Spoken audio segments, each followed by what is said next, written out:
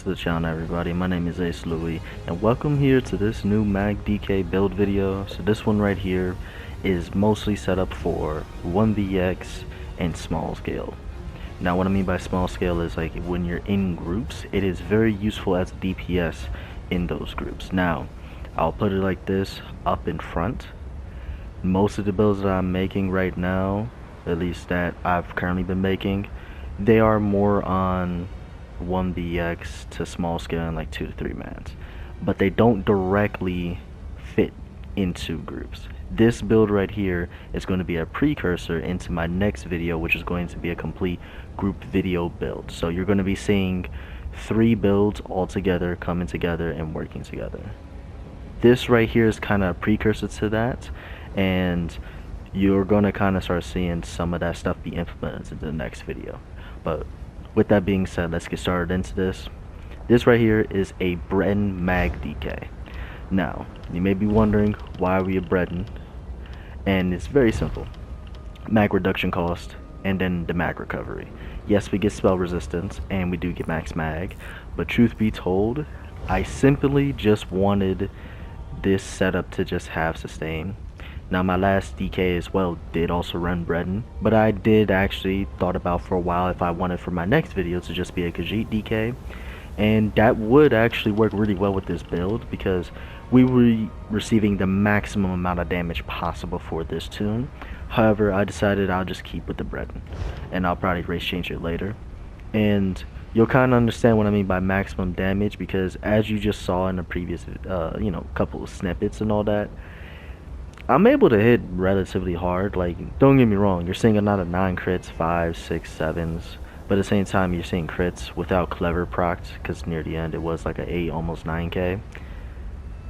I am very much able to hit for 9 to 10k's crits in battlegrounds.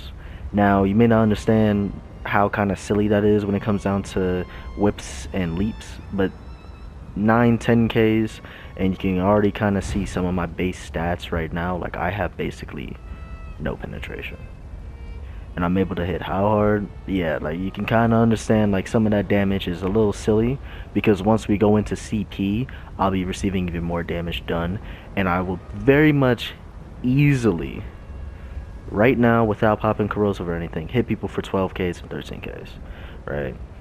At the same time, still have the capability of popping corrosive, and now you're seeing 14k's, 15k's, 16, 17k's. Now these types of hits you've seen before for DKs, but at the same time the consistency of it without it necessarily relying on corrosive to just constantly pump out 10k's, to constantly pump out the type of damage that we're doing, while also at the same time doing it differently, where we aren't really relying on pen nor relying on corrosive in order to get our hits down.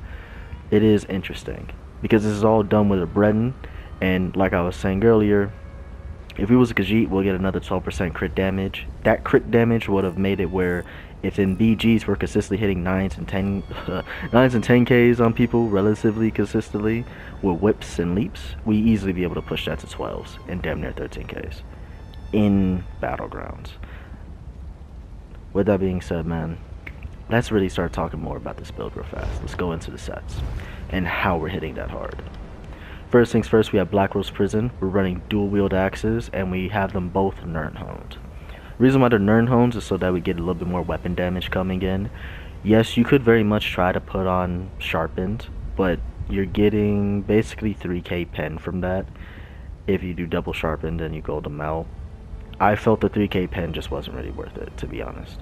It really isn't, in my opinion. The 3k pen I do not notice.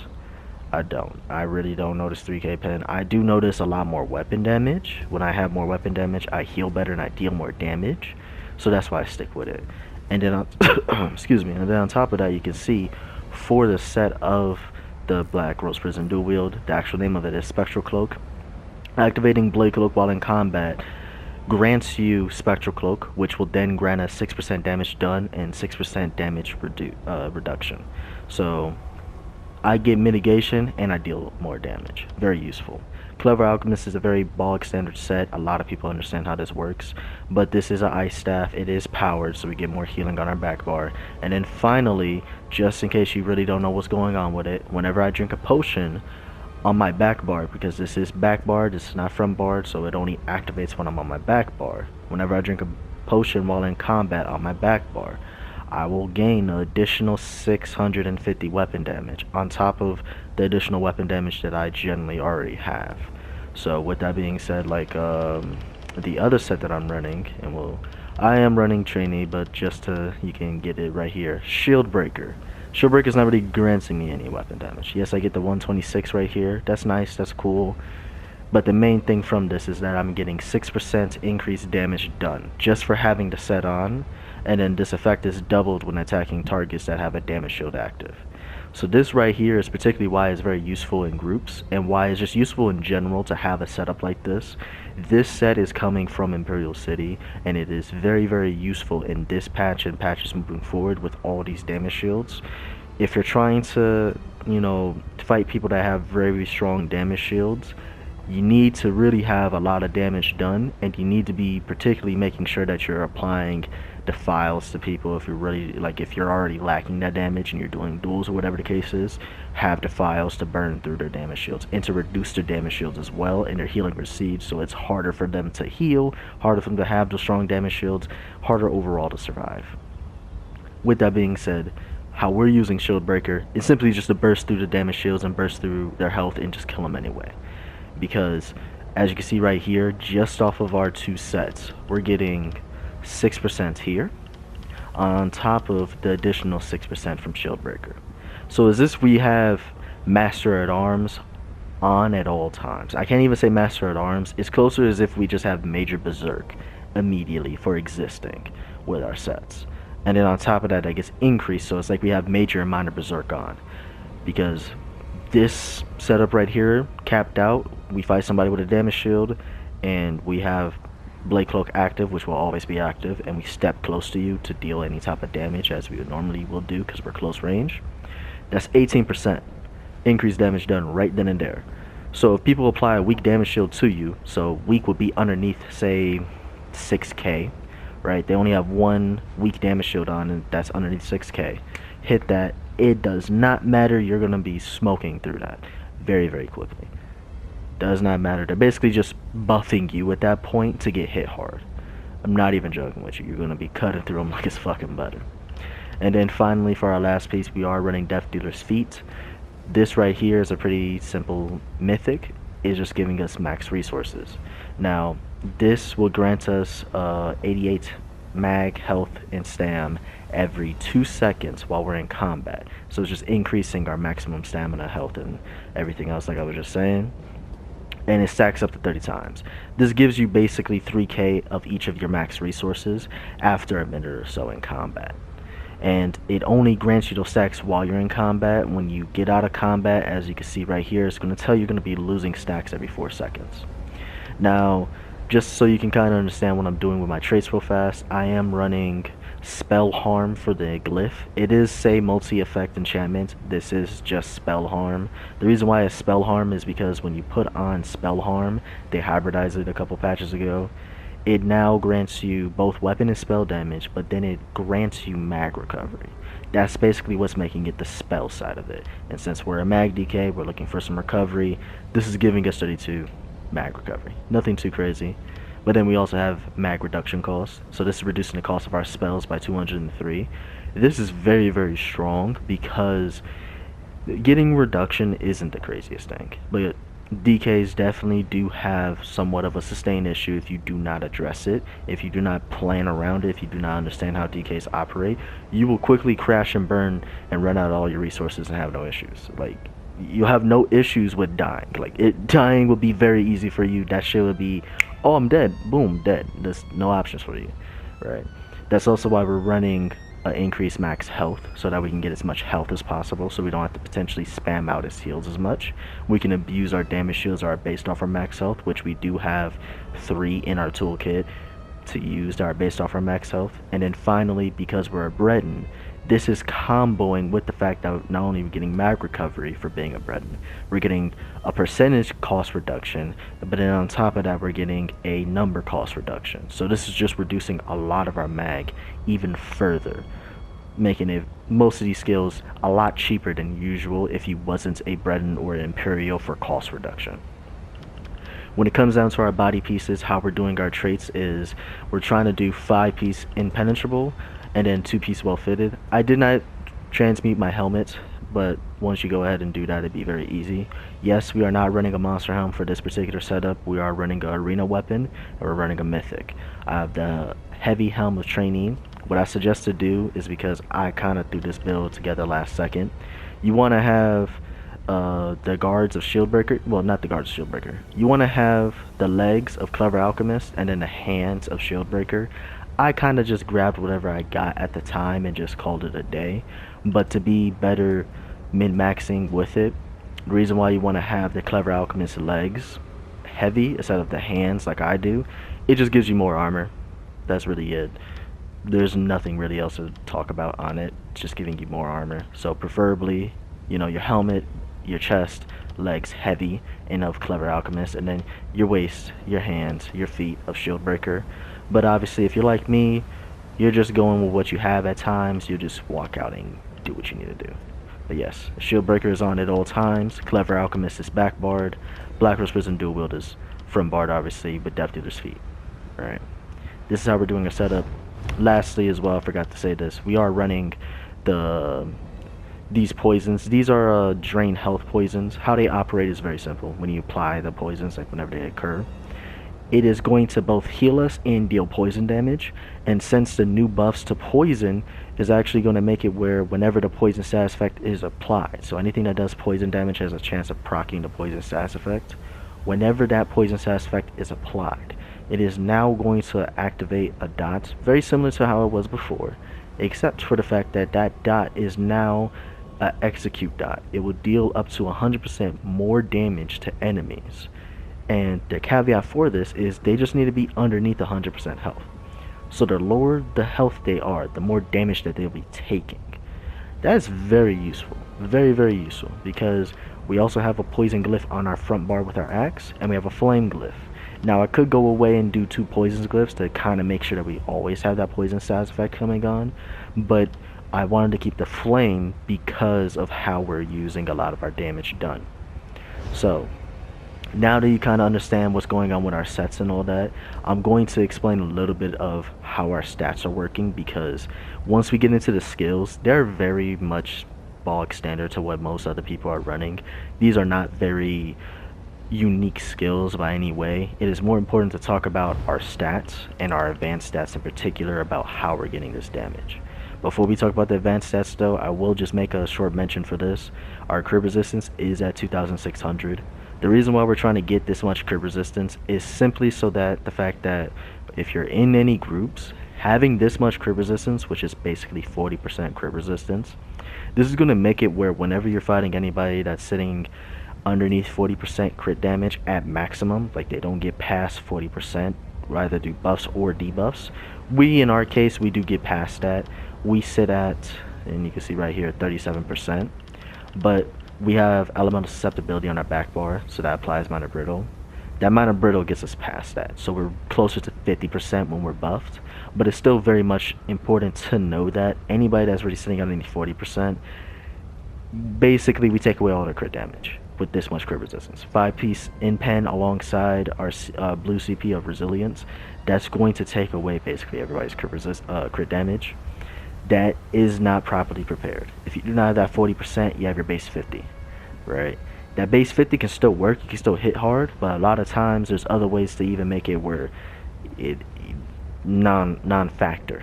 Because if we're getting a rallying cry buff or a transmutation buff, which is giving us another 20 to 25% more crit resistance, it's safe to say that there's nobody that's going to really be able to hit you hard. And if you end up getting both, it's going to be very hard for anybody solo or anybody in a small group that's not receiving adequate buffs to keep up with you and actually hurt. So this is basically just like setting you up for future success, this much crit resistance. So if you're running a lot of reinforced right now and you think that's going to make you tanky, try out some in-pen, right? Run Rallying Cry, or have somebody that you know run Rallying Cry or run Transmutation. play with them, potentially have both of those sets on, and be a DPS like this where you don't run either of those sets, and you can put on Clever Alchemist, you can put on whatever set that you want, back barred, front barred for damage and all that, and you're going to see the difference in the survivability. People just don't hit you hard anymore. And that's the whole point of, you know, setting up this comp like this. This is to get y'all kind of prepared for seeing more group comp builds, right? Before, I kind of released builds that very much could have played by themselves and are better by themselves because they really don't fit too well long term in groups. This right here, this build can very much go into a group and be fine, right? With that being said, let's finally get into our damage done. Now you can see right here we're starting off with 17% fire damage. Now you kind of already knowing what's going on with our damage done. Shield Breaker is giving us 6%. The other the other 12% that we're getting, right, is like, where's that coming from? Well, it's not even 12%, but still, right? 6% is coming from Shield Breaker. We have CP called Deadly Aim, right? That's giving us the other 6% that is displaying. We have more CP that give us damage done, but just what is displaying currently, Deadly Aim is being applied. And then finally, the last little bit for giving us this additional flame damage is the passive World in Ruin as DKs. That gives you 5% flame damage, right? This also gives you an additional 5% for your poison attacks. So that makes it where even doubly as DKs, we want to have that poison status effect occurring as much as we possibly can without necessarily building into skills for it. Because as a mag DK, it's far more important for us to have majority of flame skills than it is to potentially say drop engulfing flames for Noxious Breath, which we wouldn't even do anyway since we could still get the breach. But say we really wanted to get that higher chance of the poison status effect, or we run the venomous claws, for instance, right? These could work in a duel, and if you want to set up this tune where you swap out the engulfing flames for venomous claw for dueling, that's perfectly fine. But the moment you get outside of dueling and you're doing, say, BG's, Imperial City, Cyrodiil, where you're going to be fighting multiple people, it's far better to do engulfing flames, because this is going to make it where any vicious deaths that you do, any vicious death that anybody else does, which we aren't running vicious death, by the way, but just say you're in a group with somebody that has vicious death, or they're DK themselves, or they're just doing some type of flame damage, they're taking 6% more flame damage from that. But also you're doing 6% more flame damage. And this does go into what we were doing earlier. Well, this does go into our damage done, safe to say. But it's all to say that the 17% is merely the start, and it does not explain how, as DKs, we're going to be hitting even harder in PvP. Now, the first thing that we gotta also talk about as well to really start going deeper into these numbers, because I'm about to just start spitting out numbers, so try to stay with us. Vampire and the stages. Now, everybody that is trying to compete in PvP, just try to like not die immediately, they're trying to come up with something that's going to be meaningful long term for builds, you're going to be Vampire stage 3. If you're not stage 3, you're a werewolf. Either one is bad news if you gotta face a DK, because werewolves, they take 25% more poison damage. You're a DK, you do 5% more poison damage, so any poison skills like from the bow and all that, you're going to be hurting them harder. We're not doing that though, because we're not stam, nor are we worried about trying to apply a lot of poisons. However, because werewolves are generally weaker than vampires, and there's less of them around, the majority of the time you're going to be fighting vampires, and as you can see here, as a vampire and being stage 3, you take 13% more flame damage.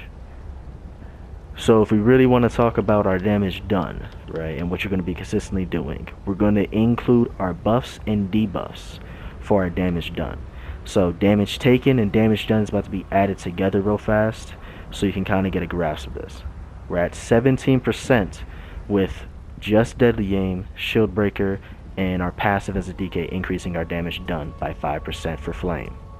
You add on the 13, that's 30%.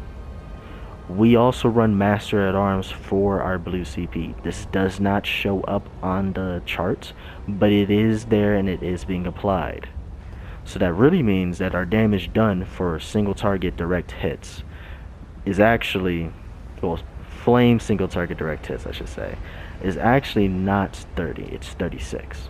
When we apply engulfing flames, like we were saying earlier, that's one of our skills that we run for debuffing the enemies. They're going to take another 6% flame damage, making it where we're going to be hitting for all of our single target flame abilities 42% harder. If it's not flame, well, if it's not single target, it's just 36. Now, that's already an absurd amount of damage. I'm not even going to lie to you. That's already an absurd amount that we're sitting at. And keep in mind, we haven't gone through all of our damage done, right? With us sitting at that 42%, we can add on the extra percentage, the extra 6% from shield breaker. So I'll say a target applies a damage shield to himself, right? That right there is going to get us to 48%, and it doesn't stop there, unfortunately, because instead of just capping around, say maybe 50%, we still have Black Rose Prison dual wield. That is going to give us another 6% damage done. So instead of sitting at 48, alright, we're sitting at what, 54? If my math is correct, yeah, 54% increased damage done for our single target flame abilities. So just basically think your Molten Whip, right? Your Molten Whip's about to hit 54% harder. Most people, when they talk about damage done, they're sitting around the 20s and 30s. We're talking about 54s, and we're not even done. Yeah, unfortunately, we're not even done, because I unfortunately had to mention the damage shield part. If somebody has a they unfortunately applied a damage shield to themselves, they're going to have to take the additional damage from Bastion that we run for both our own damage shield effectiveness and dealing damage to damage shields. They take another 15%. Now, that's already a lot of damage done. We're sitting at what, 69% increased damage done. There's still another set of damage done that I'm forgetting. What am I forgetting? Oh yeah, I forgot. We have debuffs, another set of debuffs. It's minor vulnerability from elemental susceptibility. So because you proc the concuss status effect, right? We also have shield too, but that's crit damage, and we'll talk about that later. With us doing the minor vulnerability, instead of being at 69%, nice, we're be at 74% increased damage done for our single target flame abilities while you have a damage shield active. So we're going to increase our damage with our Molten Whip, and in other skills as well, like Shattering Rocks, which we don't care too much about dealing high damage with Shattering Rocks, but it is single target. Flames of Oblivion is also single target as well. Even though it says area, it's still a single target skill. It still acts like it. This skill is already really fucking buggy. It should be affected by fucking Diamond's Victory, but it's not. We're not even gonna talk about that shit later. But still, right? Our Molten Whip in particular, this bitch is about to hit very, very hard. Now, if we're not talking about our single target ability, we reduce that damage by 6%. So instead of it being 74, it'll be 68% for all our regular flame attacks. So if it is a AoE dots, or if it is just the AoE skill, it's going to be hitting 68% harder while they have a damage shield active. So you can kind of already see that even though our tooltips right here are saying it's going to be this or it's going to be that, and I'll start buffing up our tooltips right now so we can kind of see some stuff. I have Death Dealers on, so as Death Dealers is increasing our tooltip, because it does do that. For every 1000 magicka that you get, it's going to increase your damage done for your tooltips, so like your actual skills. It's going to increase it, right? And you can kind of already see just, wait 1 second. Yeah, it's increasing. It's a very slow one, but you can see it. Like, we didn't activate any other buffs, and it is slowly increasing it. It's not high, but at the same time, this is tooltip. We might as well get it on, right? So, with this being said, man, we got an absurd amount of damage done on top of what we're doing for our crit. So we're sitting around roughly 50% crit damage when we're all said and done. Well, additional 50%, because if you read this real fast, right, this is just your base on top of the 37%, right? You have the the base 50% that every tune has on top of 37%, when we go ahead and apply our last debuff, that last debuff, which is vulnerability, right? Not vulnerability, susceptibility, that applies shield sass effect, which applies mana brittle. So we're gonna do 10% more crit damage. So that's gonna round us out to that 50. So we're actually gonna be doing basically 100% more crit damage. Whenever we crit, it's doing 100% more. Now, there is a thing called crit resistance, like we was talking earlier. How this operates is this. Everybody has a base of 20% crit resistance. That 20% crit resistance is just adding and subtracting from our crit damage. It's just add and subtract. It's not multiplicative, it's not dividing, nothing like that. So all we gotta do is this. If I have 97% crit damage when I hit you, right? If you have the base, you're gonna reduce that from 97 to 77. That's all you did, right? Say you have 40 like I do. Instead of it being 97, it's going to be 67. Not 67, it's going to be 57. Apologies. Alright, cool. You can kind of already see, like, that's how the crit damage is operating and all that. Let's just start getting our weapon damage up real fast. I might kill him before it goes. Nope, it works. So our crit damage, not crit damage, our regular weapon damage is 600. Can't even talk right now. 6,100, right? That's pretty decent, considering that everything else that we've been stacking into has been basically not weapon damage at all. Outside of Clever, we have not been trying to stack any weapon damage. We've purely been trying to stack damage done. We also have a sufficient amount of damage mitigation as well, because as you can saw earlier from Spectral Cloak, it's reducing our damage done by 6%. We're also running Quick Cloak. This is giving us major evasion. This also gives us a major expedition, and it does some damage physical. So this can proc the Sunder Sass effect as a skill.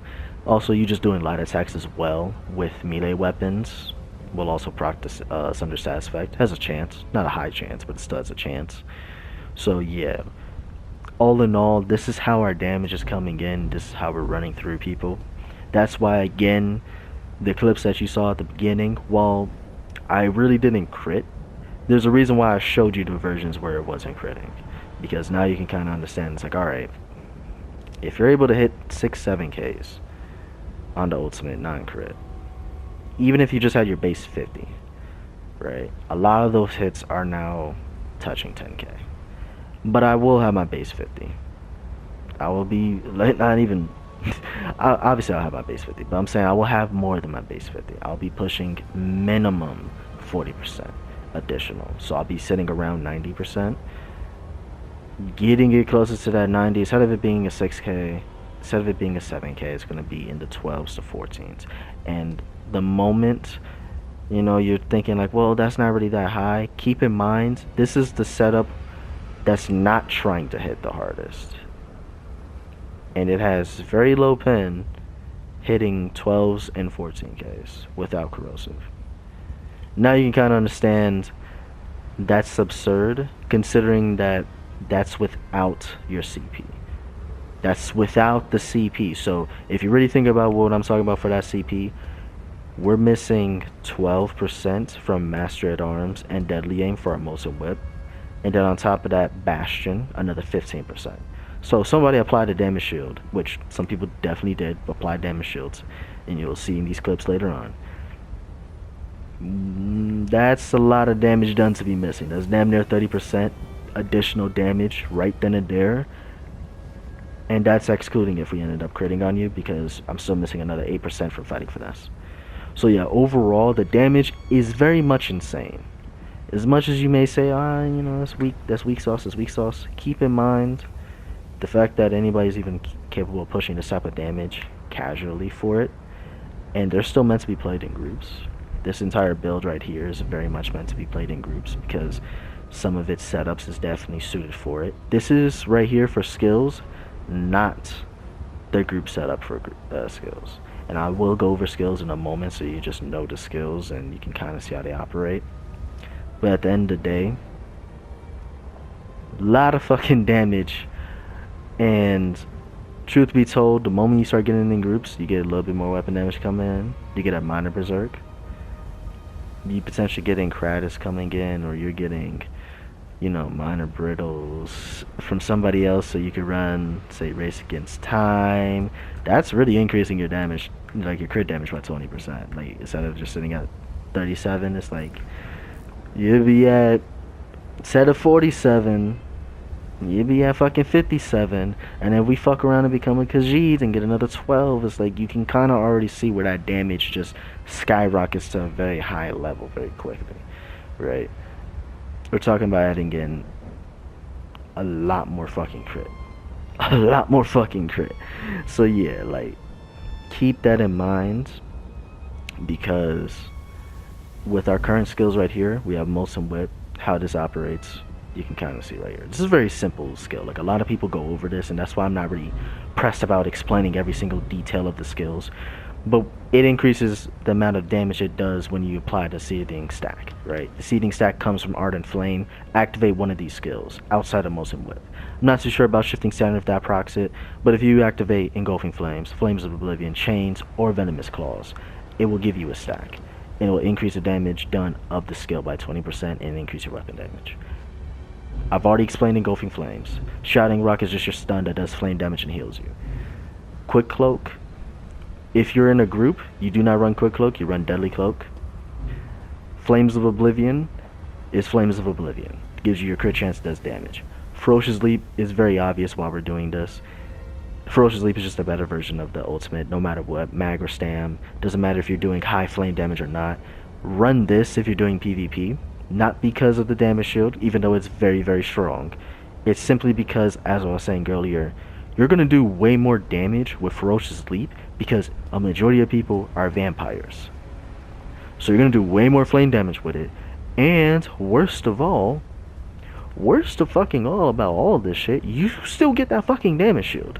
So you're doing more damage and you have better survivability. Why wouldn't you run it? Back bar igneous weapons, giving us weapon damage.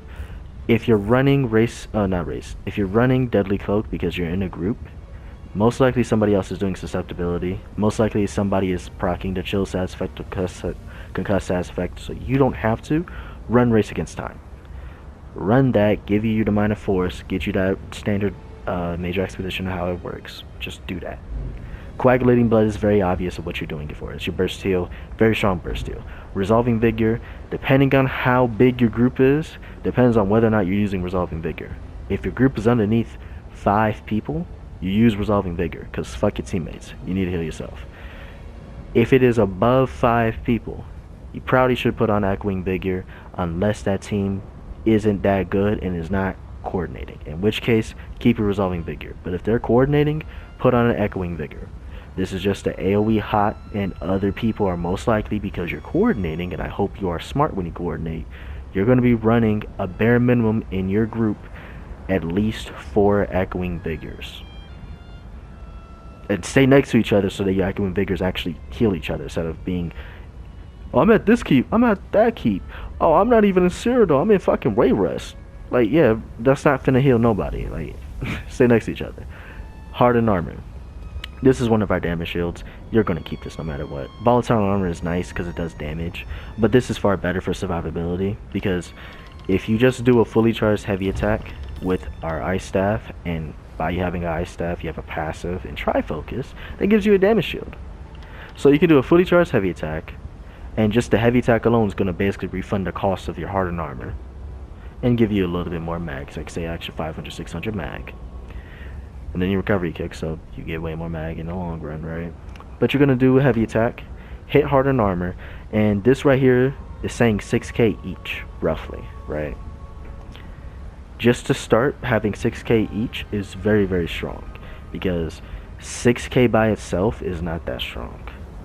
It's not. It's good enough to start, but it's not that strong. Having access to both, that's a 12k. And since both of them are scaling off of our maximum health, us running Death Dealers is going to increase our maximum health.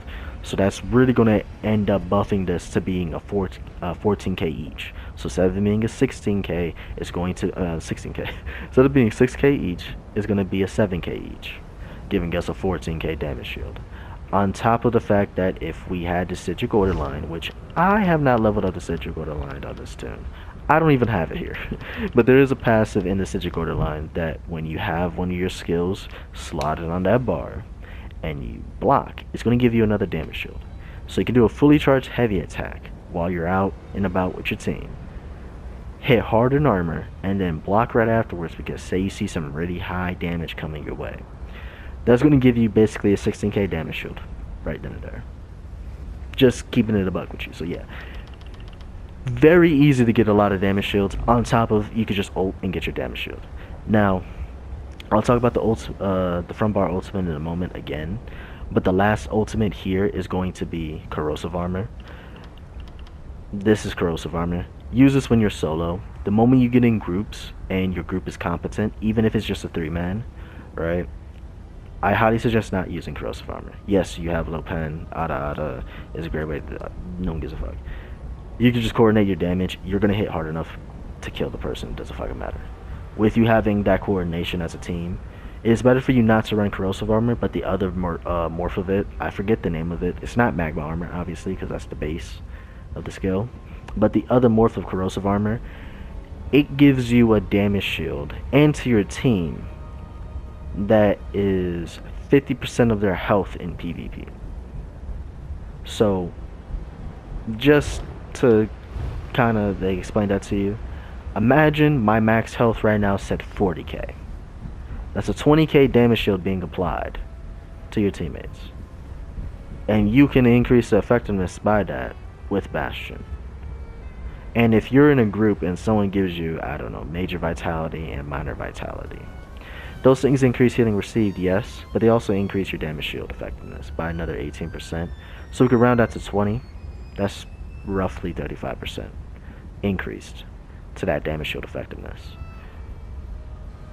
So say it's in the 60s at this point, right? Because we're not going to try to go too crazy on it. Say it's now just like 63% of your max health. I believe I've just explained enough as to why you want to run it, because if you're on your back bar and you feel like, oh no, I'm about to fucking die, and you activate it, you make sure that nobody else in your team is potentially going to die. And since you cannot heal as a DK, I don't give a fuck what nobody says. Just because I said you could put on Echoing Vigor, all of a sudden you're a healer? No. If a DK walk up to me and say, hey, here's a healthy offering, bro, what the fuck, you're a Nightblade. What? You're not a DK. Oh, my bad. Here's a fucking radiating regen.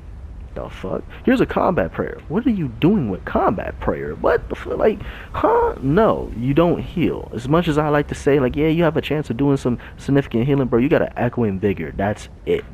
It's alright. DKs don't heal. Stop trying to act like motherfucking DKs are out here saving the world with their healing. No, they don't do that shit. Stop lying. It's alright. They're definitely not doing it with the fucking class skills. And if they're doing it without a class skill, guess what? Any other class could do that shit. AKA, it's not really them. It's the fucking... Anybody could do this shit. Damn, just drop my controller. Shit. But yeah, anybody could do that shit. So stop lying. Like, stop all that bullshit. There's not much else I really have to talk about for this. Really. Outside of just... If you're in group, obviously you're probably going to want to use Shifting Standard. This is far better. That Major Fire I was talking about, ripping through damage shields and helping, very useful. Use this when you're in group and you're competent with your team, right? Particularly if you have good heals, Shifting Standard is very great for you. Because if you don't have good heals, Ferocious Leap is better for the damage shield. To just be honest with you, that damage shield is going to save you. Versus Shifting Standard, it's pure damage, doesn't give you any damage shields. And it is very useful because it drops the shackle synergy. So you drop that down, high flame damage and immobilizing enemies. So just to recap on what you're going to be doing in case you're in group, right? And if you're in group, you swap out Quick Cloak and you put on Deadly Cloak. So you use the other morph of this skill. You will then swap out Ferocious Leap and you'll put on Shifting Standard. For your back bar, you will swap off Elemental Susceptibility, you will run Race Against Time. You will then swap off Corrosive Armor, and you'll put on the other morph of Corrosive Armor. You only hit your back bar ultimate when you're in a dire scenario or you really see that your team is going to die. Give them that damage shield, help them out. This is your only way of really saving them if you have your ultimate. If you do, great. If you don't, by all means, there was not much you can do in the first place. You're already using 200 ulti to save the team. You know what I mean? Like, you're a DK. They wasn't expecting you to save them in terms of heals. So yeah, with that being said, man, like, that's how you do your bars. And if you wanted to in group, you can swap off Molten Whip completely. You can go to Burning Talons, which is another synergy that you can do. Or you can do Deep Breath. I suggest, honestly, if you're just looking for way more AoE damage, just do Deep Breath. And since you're doing Deep Breath, you might as well swap off of Deadly Aim and go to Biting Aura, because you're doing majority AoE damage now. So, again, you have options of how you're going to be going through it and doing your damage. You kind of understand what's going on with this. I've explained how it's operating in groups, and I've very much explained how it operates solo. This, again, is really just to prepare y'all for the group videos that are going to be coming up. So that's why I'm really not explaining too much individually what's going on here and there, because this is very bog standard for skills, right? Everybody knows what's going on with Molten Whip. Everybody knows what's going on with Engulfing. Everybody knows what's doing with Shattering, Petrifying.